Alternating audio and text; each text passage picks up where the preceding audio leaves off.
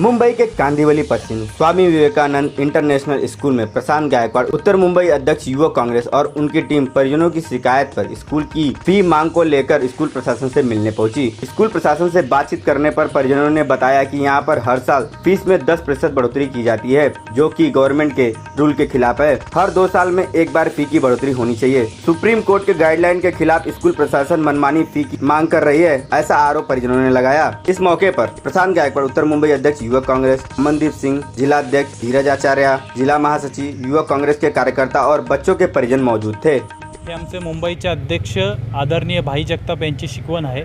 मुंबई काँग्रेसचे सरचिटणीस संदेशजी कोंडविलकर, कोषाध्यक्ष भूषणजी पाटील तसेच या जिल्ह्याचे अध्यक्ष आदरणीय कालूबाई बुदेलिया यांच्या मार्गदर्शनाखाली आज उत्तर मुंबई युवक काँग्रेसने पालकांसोबत आज स्वामी विवेकानंद इंटरनॅशनल स्कूल कांदिवली पश्चिम येथे दणका दिला।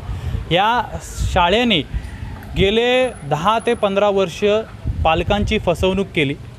फसवणूक अशी आहे की फी रेग्युलेशन ॲक्ट जो आपला फी नियमन अधिनियम आहे त्याच्यामध्ये तरतूद केली आहे की एखादी शाळा आपल्या शाळेची फी 2 वर्षानंतर वाढू शकते, परंतु ही शाळा फी रेग्युलेशन ॲक्ट शासनाचे आदेश सगळे धाब्यावर बसवून पालकांची फसवणूक करून पालकांच्या पाकिटावर डल्ला मारण्याचं काम स्वामी विवेकानंद इंटरनॅशनल शाळा आणि त्यांचे विश्वस्त आणि त्यांच्या प्राचार्यांनी केलं। इथे दरवर्षी पालकांची आणि विद्यार्थ्यांकडून फीच्या नावावर लयलूट केली जाते। हेडलाईन न्यूजच्या माध्यमातून मी शिक्षण विभागाचे उपसंचालक तसेच शिक्षक निरीक्षक पश्चिम विभाग यांना मागणी करतोय की या पॅन्डेमिक परिस्थितीमध्ये आज अनेक पालकांच्या नोकऱ्या गेलेल्या आहे।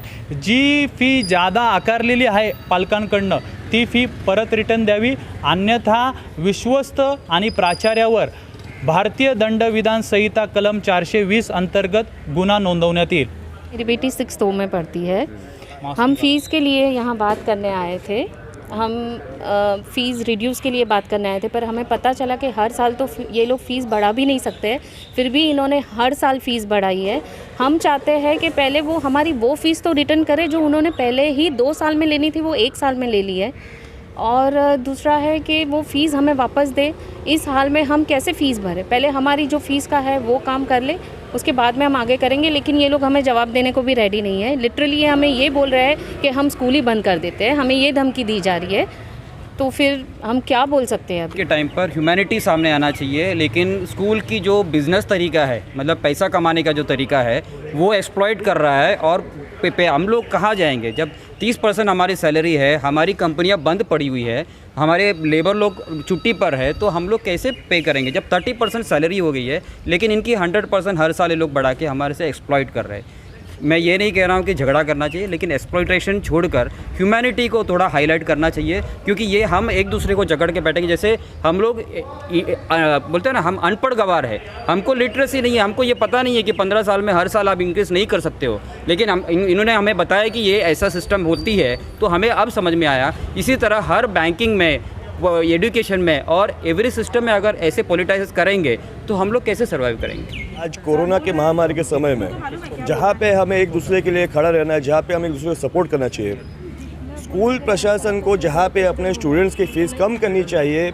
आज हम Swami Vivekananda international school Kandivali West में खड़े हैं।